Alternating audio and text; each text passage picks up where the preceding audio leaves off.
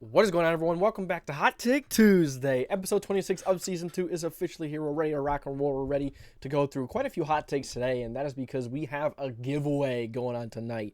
We will be giving away a $25 gift card of your choice.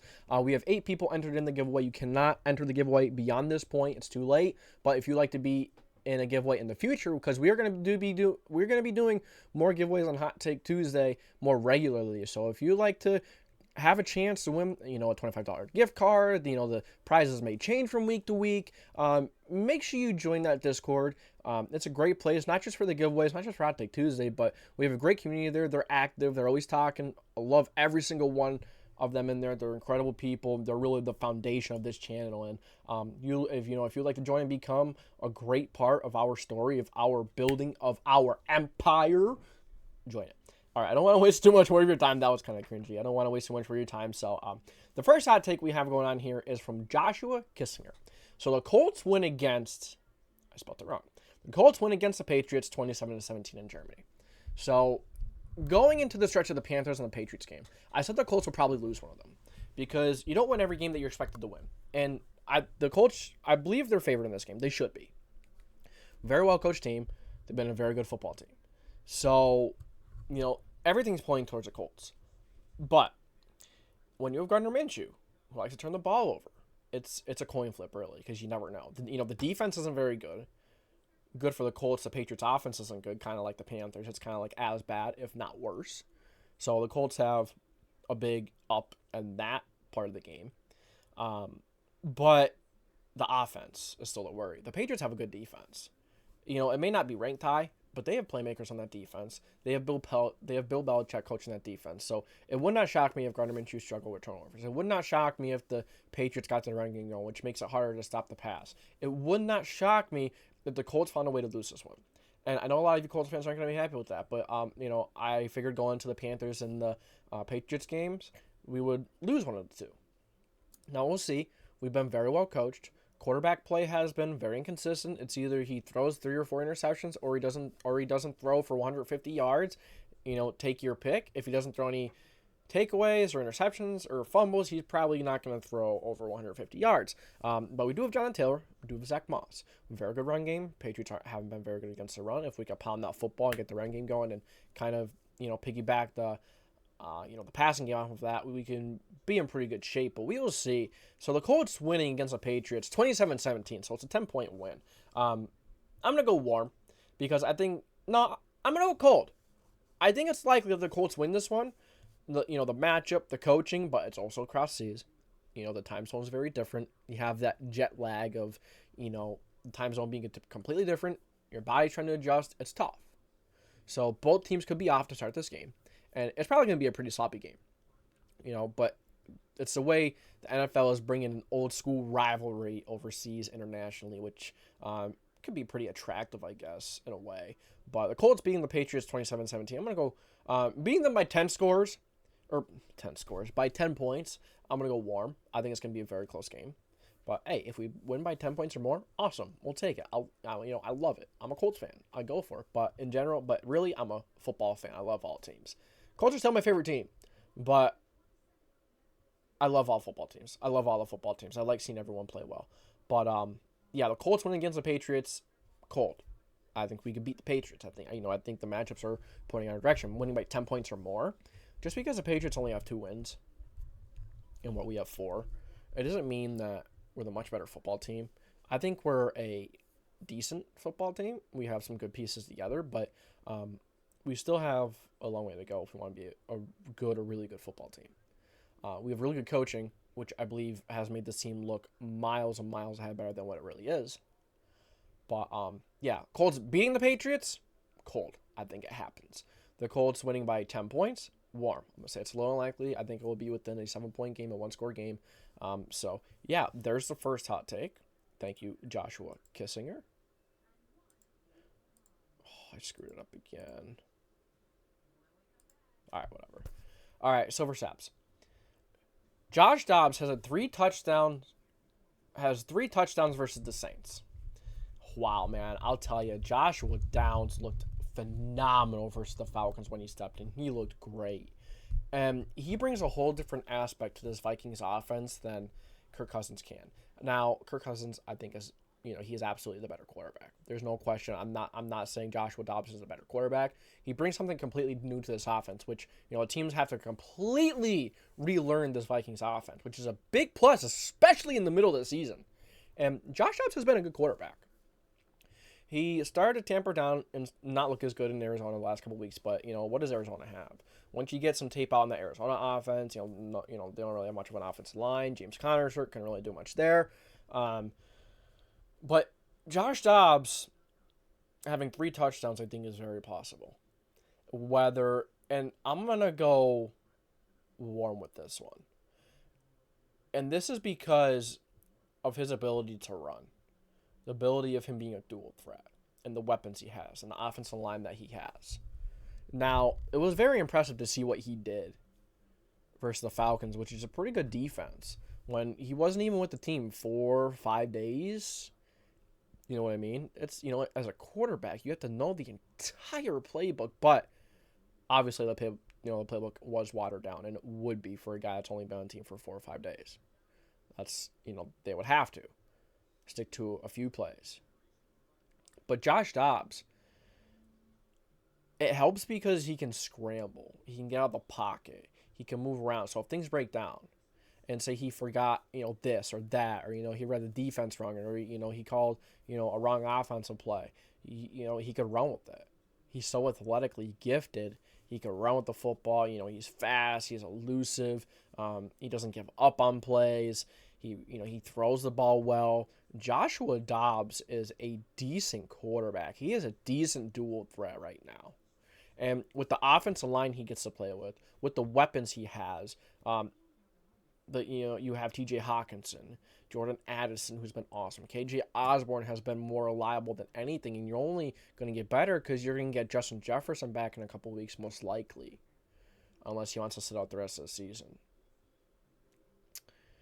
But yeah, Joshua Downs having 3 touchdowns versus the Saints. So the Saints have a good defense, right?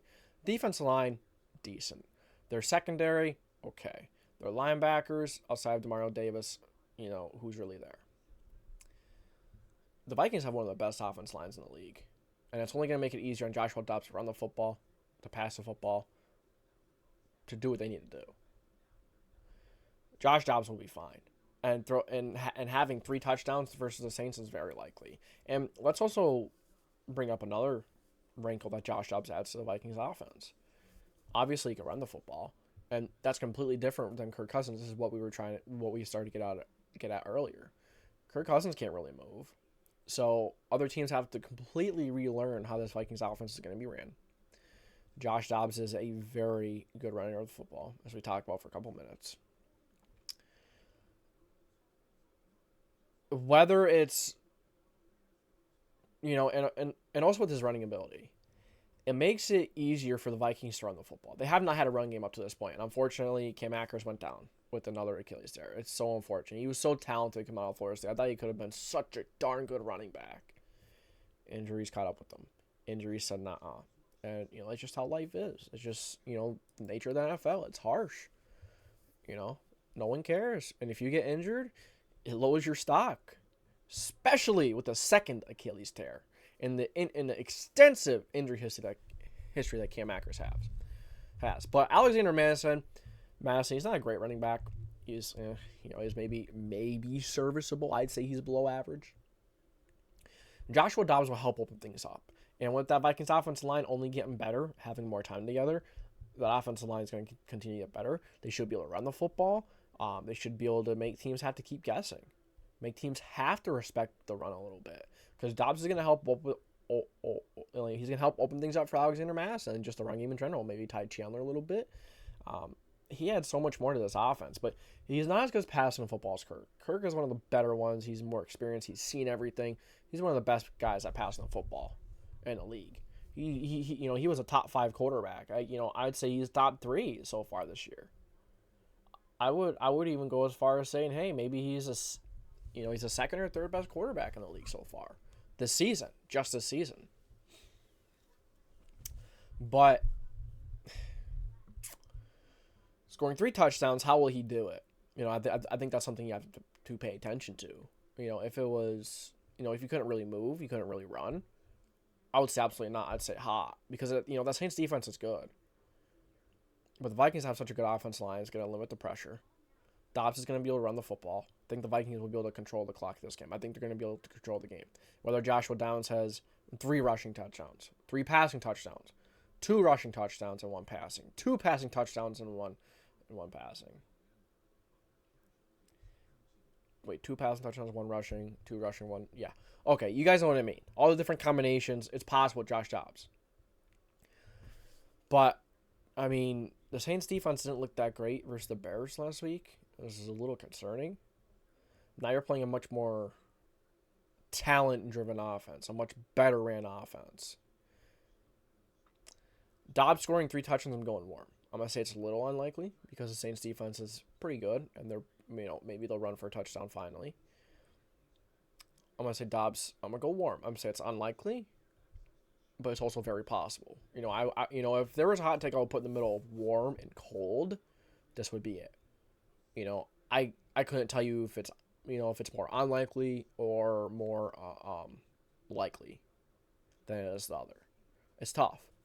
But I'm going to go warm, say it's a little unlikely because he's playing good. I mean, he did play a very good defense last week in Atlanta, but now there is a little bit of film on that offense with Joshua Dobbs. It's not a lot.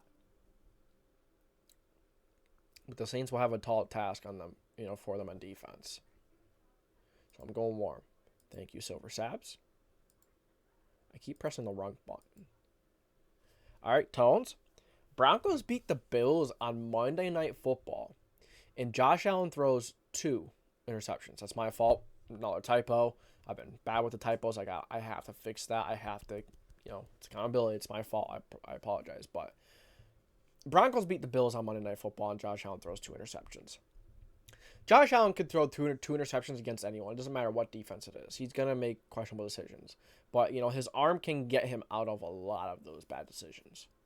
That's how great his arm is. He can get him out a lot of them, but not all of them. And it's clear that it won't.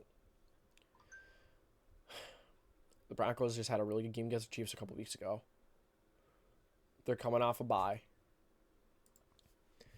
So they definitely have the advantage in terms of rest. But I don't know, man. The Bills are coming off of a tough Sunday night game. Little less time to rest. A little less time. And trust me, man, every minute you get to rest, every hour, it matters. It matters. When you're playing in the NFL, it's such a tough sport to play in. But the Broncos beating the Bills, I think it's unlikely. Highly unlikely. I'm going to go hot on this one right out the gate. That is because, the Bills have not been a good football team. They've been good at that. I'm not going to say great, I'm not going to say above average. They've been good. Josh Allen's inconsistent. This entire team is inconsistent. You need someone else other than Stephon Diggs to step up and make plays. But Dalton Kincaid has, but you need other receivers to step up. Gabriel Davis is inconsistent. I like Khalil Shakir, that's his name, but he's inconsistent. Josh Allen, inconsistent. Offensive line, inconsistent. Run game, inconsistent. Defense, beat up and inconsistent. But the Bills beat up on bad football teams, and the Broncos aren't a great football team. Now, they did just beat the Chiefs, right? But the Colts beat the Chiefs last year. Right. But the Broncos, if they could win this game, man, wow, is it the Broncos really taking the next step? Or is it the Bills just playing like crap? That'll be a tough one to determine, and that's what the game will determine. We will be able to tell when we read in between the lines and really look into that football game. But the Broncos beating the Bills on Monday Night Football, I'm gonna go hot. I think it's very unlikely. Now if Russell Wilson can get going and he can really get running the football, but the Bills have a good defensive line. It's decent. If you can maybe get the pass game going a little bit, but I think the Broncos are going to struggle in this game. I really do. I don't think that offense is going to be able to do enough. I don't think they're going to be able to outscore the Bills. The Bills offense should be able to do more because that Broncos defense. Although that Broncos defense has been better. It's been much better since the beginning of the season. It's still ranked like the last in yards allowed or points allowed, I think. But it's been better. But that's how bad it was in the beginning of the season. Allowed 70 points to the Dolphins. Allowed, 28 to the, to the Bears. 35, 36 to the Commanders. Yeah, it was bad. But it's shored up a little bit. It's got better. Because they allowed 19 to the Chiefs in the first matchup. 17 to the Packers. 9 to the Chiefs the second time. So, it had some momentum going to the bye. Can they keep it going versus the Bills? Josh Allen has that weapon that Patrick Mahomes doesn't. Josh Allen can run the ball a little better. Now they have a good tight end, Don Kincaid, but is he any Travis Kelce? Absolutely not. I'll say the Bills would be able to run the ball a little better because they have Josh Allen, but running the football itself without Josh Allen, probably not too good. I'm going to go hot. But Josh Allen throwing 2 INTS. I'm going to go warm. He has those games where he throws 2 or 3 interceptions and he just can't shake out of it. And hopefully, I don't think it'll happen against the Broncos, but any game it's possible. Doesn't matter what defense Josh Allen plays. He could throw 2 or 3 interceptions and we would not be shocked. He throws a lot of picks. He's responsible for a lot of turnovers. He's very reckless with the football. And going into a Monday Night Football game, Josh Allen is one of those quarterbacks, one of those guys. He's going to very easily just overlook the Broncos and be like, yeah, we got this. This is a win. I could see Josh Allen being that kind of quarterback. And, if you watch on the sidelines, when Josh Allen goes to the sidelines, he's like always by himself. He's never with teammates. And that's not really what a leader is. He doesn't really have the attitude of a leader for a quarterback in the NFL, in my opinion. And he's a crybaby. But I think it's hot. This is a hot take, in my opinion. I'm going hot, 100%. Next up, gold, 4307. Giants end the season with the top 3 draft pick and take a quarterback. So my thing with the Giants is I didn't think they were going to be as bad as they are this year. I don't think anyone thought that they would be this bad. The thing with the Giants is they're very predictable on defense and on offense. Very predictable. Defense, they're going to blitz a lot, call out a man coverage. And on offense, no offensive line. Receivers can't get open. Daniel Jones tore his ACL. It's not looking good. It sucks. It sucks to be a Giants fan right now. I couldn't imagine. It's got to be the worst feeling ever. I mean, if you guys know how bad the Colts were last year, then, that's kind of how I felt last year. How us Colts fans felt last year. It was bad. It was a bad, bad year. And it's hard to watch. It makes it difficult to like football. It can. That's why I started liking the entire NFL. I'm like a general football fan because, you got to enjoy the entire NFL, where it is. That's just me anyways. But Giants ending with the top 3 draft pick. I could see it. I mean, you have the Patriots and the Cardinals. I mean, hold on. The Panthers and the Cardinals have 1 win each. Then you have the Patriots and the Giants. They have 2 wins. I'm not sure who else has 2 wins. But, yeah, it's not really looking good. I can see top 3, top 5. I can tell you guys right now, the quarterback I could just picture in a Giants uniform. I could just see it. I have such a strong feeling that this could happen. Bo Nix to the Giants. I don't know. I don't know what it is. I could just see him in a Giants uniform. I don't know what it is. But, hey, if they need a quarterback, they're probably going to draft one. Typically when a new tenure comes in, Brian Dable, Mike Kafka, GM, typically they want their own guy. So I would not be shocked one bit if they draft a quarterback in the top 5. I think they want their own guy. I don't think they want Daniel Jones. I don't think so. I think they want their own guy. And, Daniel Jones can only do so much. I mean, he can't get open as a receiver out there. He can't catch the football. He can't block. He can't do everything. It's tough on him right now. That's a crappy situation. I could see Daniel Jones going to a good football team and playing some really good football. But I don't think Daniel Jones is going to leave the Giants this offseason, and we'll talk about that in a little bit. But Giants end with the top 3 draft pick and take a quarterback. I'm going cold. I think it's very likely they end with the top 3, and they pick a quarterback. They need something new. I don't think Daniel Jones is a horrible quarterback. I think he can be good, but I just think you need to start fresh at quarterback. I just think you need to start with something new, and I think the ACL is pointing towards that. The ACL tear is saying, hey, he could be a good quarterback, but he hasn't shown enough. I mean, I do think he's made some incredible throws. He's been a good quarterback when healthy and when he has some guys that could make a play around him. But it hasn't been enough. And there's other quarterbacks out there that, you can't really make any plays if no one gets open, if your offense line can't block. It sucks. But it is what it is. I'm going to go cold. I think it's very likely. Very likely.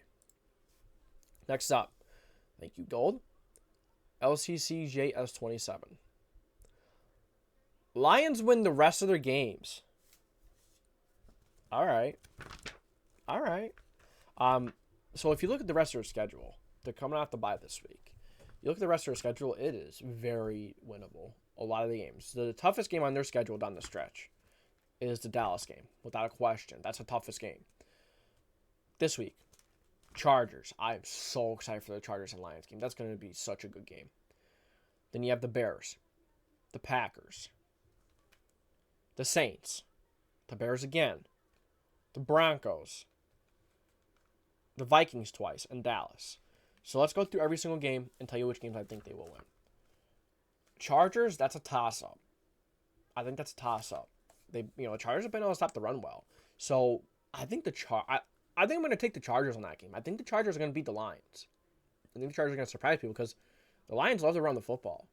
And their passing game piggybacks off of running the football. But now, Jared Goff has proven he can win games on his shoulder. And he has done it. Very impressive. But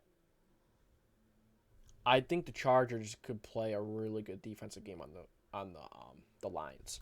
And then I think they could score more than enough points to win the football game. So I'm going to chalk that one down as a loss. You're playing the Bears twice. I see you beat the Bears both times, but it's a divisional game. Crazy things happen. You play Green Bay a second time. You should beat them. It's a divisional game. You walloped them the first time, but you should still beat them the second time. The Saints, you should beat the Saints. That's it's not going to be a cakewalk, but you should beat the Saints. The Broncos, you should beat the Broncos. Minnesota twice. They'll probably split with Minnesota. I could see them splitting. Just because it's a divisional game. Division games are tough, man. It's hard to say that a team will win every single game when you play 1, 2, 3, 4, 5 division games within the last 9 weeks of your schedule, within the last 8 weeks of your schedule. But the Lions are a better team than all of them. And especially since the Vikings don't have Kirk Cousins, that makes it even more difficult.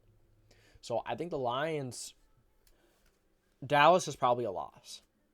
I'm going to say that's a loss for now. But, yeah, you have a lot of division games in there. You have the Chargers and Dallas. I say you lose at least 1 of 3 of those.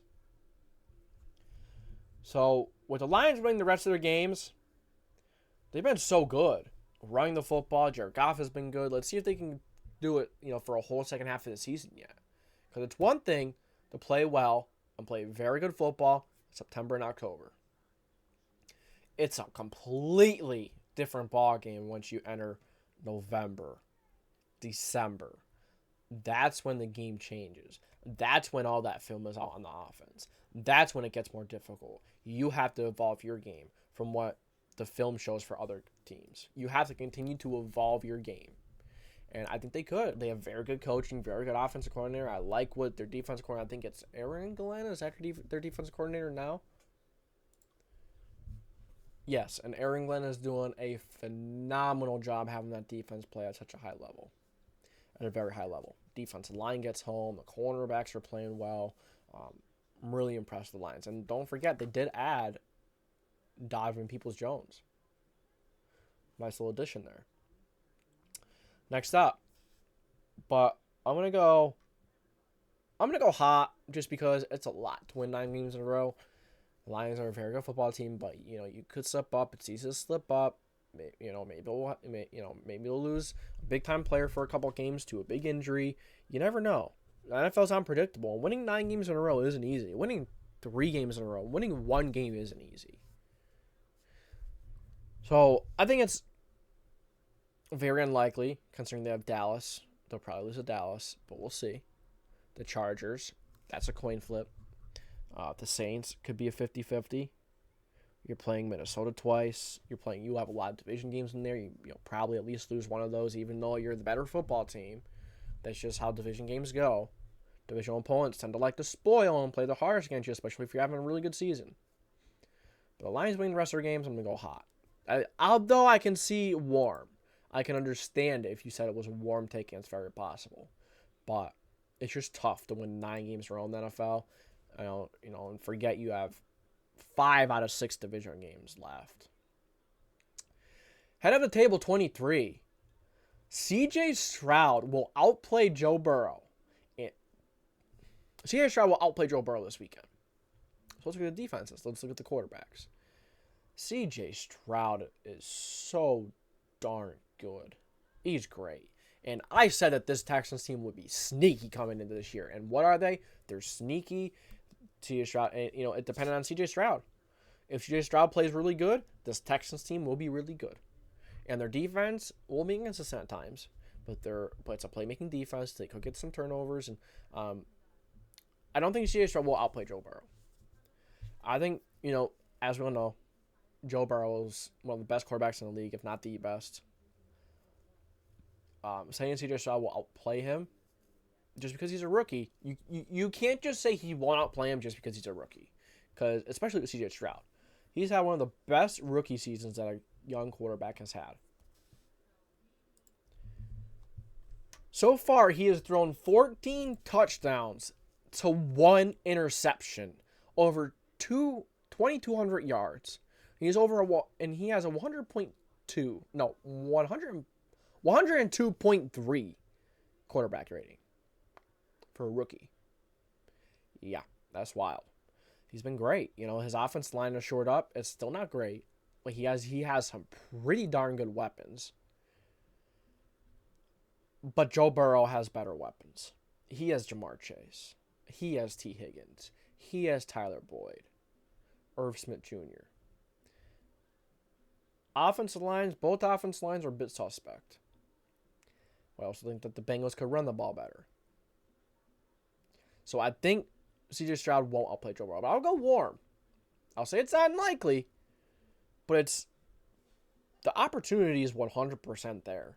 For the way Stroud has played this season, it would not shock me if he did. Now, even if so you're just playing, he could outplay Joe Burrow. You're not saying they have to win. I'm gonna still go warm, saying that's unlikely, but it's absolutely possible, 100%, because CJ Stroud has played great. But Joe Burrow, he's one of the best quarterbacks in the league. Very accurate. He has better weapons. The coaching is very good on both sides. But I'm going to take the guy that's been doing it for longer, a couple of extra years, has the better weapons, has a little bit better of a run game. I'm taking Joe Burrow over CJ Stroud to have a better game. Last but not least, hold on. I think we're missing one. No. We got 7. Head of the table 23. He threw 2 in. And I liked it, so I'm doing a second one. And he supports a lot as well, so why not? I said, why not? We'll throw an extra hot take in there for the giveaway night. Giants draft Caleb Williams and trade away Daniel Jones, eating his contract. So I've talked to a former NFL scout. And listen to this. He says that Caleb Williams, he has a second round grade on Caleb Williams. Now, I'm not going to get into detail on Caleb Williams, but he is very cocky. There's a few things he does that isn't great. He's a very good quarterback. His talent is through the roof. but I think the way he carries himself, I don't know if he's a leader. And, it's a completely different when you're going from college to NFL. So teams are going to look at that. And there's a few things that he's inconsistent with, that he's not great with. I don't think his ball plays from down the field is elite. Now, I haven't watched a lot of tape, so I can't really go ahead and say too much yet. I'm not going to. But I as I said earlier in this video, I just have the feeling that Bo Nix is a Giants quarterback. I could just picture it. I could just picture him in a Giants uniform. How could you not? How could you not? It's just what I'm seeing, man. But the Giants draft Caleb Williams. It'll probably be the number one pick. I mean, it depends on who is picking, right? You're going to have the Cardinals, the Panthers. We'll see if the Cardinals end up picking a quarterback. I mean, when are you going to have the first overall pick again? It is a talented quarterback class. You have a lot of really talented quarterbacks, so maybe they're going to want to take a chance on one of these guys and say, hey, Kyler, if you want this spot, you have it this year. But, hey, you start playing bad, you have some attitude, this rookie quarterback is going to come in. I could see, I think that would be a phenomenal situation to play out there because you're going to give Kyler Murray competition, which I think could light a fire under Kyler Murray's butt. But we'll see how far it we'll see how long it lasts. But trading with Daniel Jones, let's talk about that part. I'm gonna say that's hot right out the gate. Let me tell you why. Yeah, they're paying him $4 million, $45 million. They're paying him a lot of money. That's a lot for a quarterback that has not really ever produced, doesn't have the numbers, and that's okay. The numbers don't always tell the full story. I think Daniel Jones is much better than what his numbers show, but he hasn't actually proved it yet. I think he can be much better, but he hasn't actually proved it yet. But the Giants drafting Caleb Williams, possible. Trading away Daniel Jones. I think they keep him to mentor, or even if they keep Tyrod, maybe you get a nice pick out of Daniel Jones if you trade him right away. Really Tyrod or Daniel Jones would be a phenomenal mentor to the rookie quarterback, whoever it may be, Caleb Williams, Bo Nix, whoever it may be. He would, either of those guys would be great mentors. But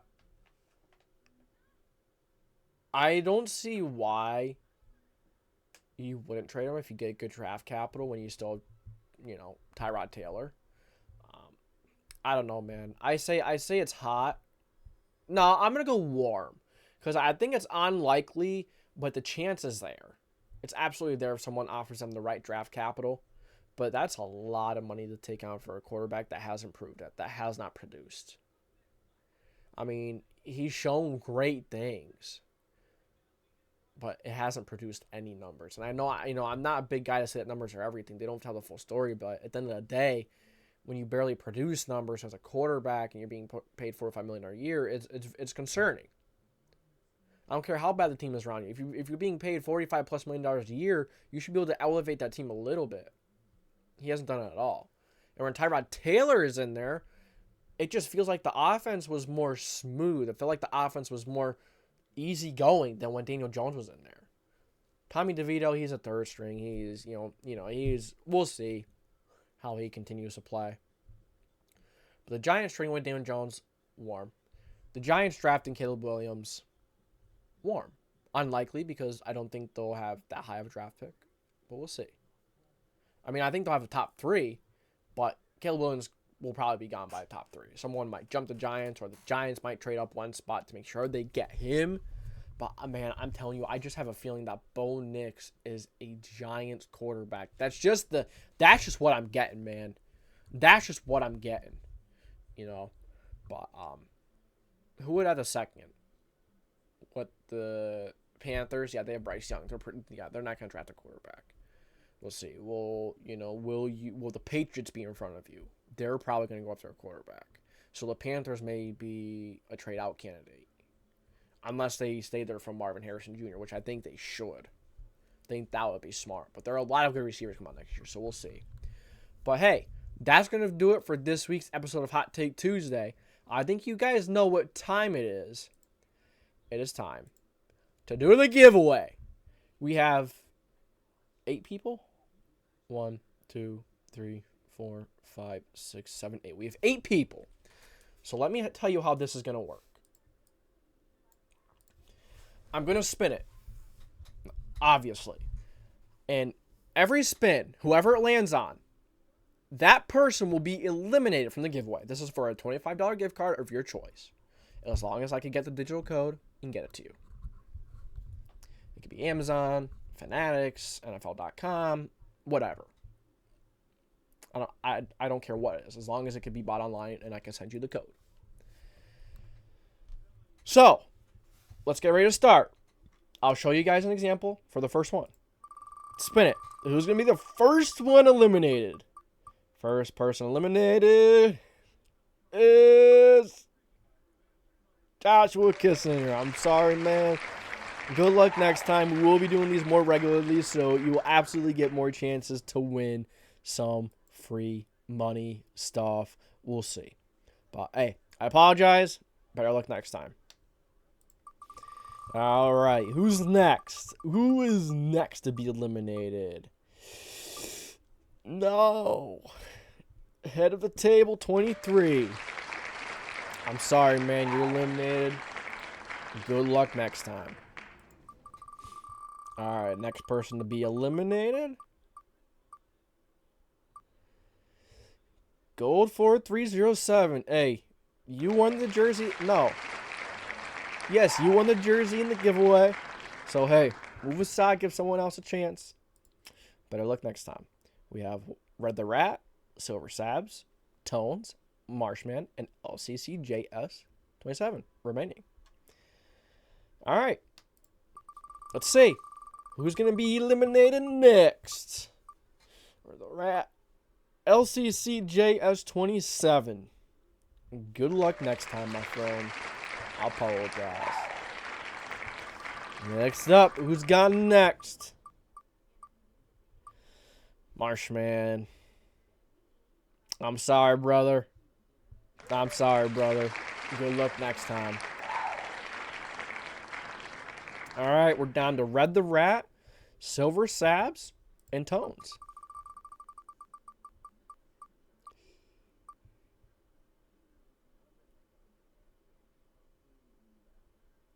I'm sorry, Tones. You are eliminated, my friend.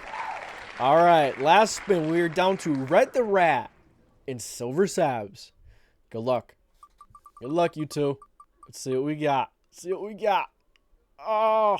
All right, SilverSabs, you won, family. You get the $25 gift card. I'll message you. No, if you watch it, you message me. And I'll buy the code. I'll send it to you. So yeah, I appreciate you guys. Good luck. Congratulations to SilverSabs. I don't know why I'm spinning again. He already won. But hey, I appreciate you guys. Truly. You guys are great. I'm thinking about doing this maybe once a month. Maybe once a month we're gonna do a giveaway on Hot Take Tuesday. I think that is a good idea. But maybe the first of every month, the first Tuesday or the last. We'll see. But hey, that is it. Congratulations, SilverSabs. Thank you guys for tuning in to Hot Take Tuesday. Episode 26 of Season 2 is officially concluded. This is the JDW Sports Talk Show. Signing off.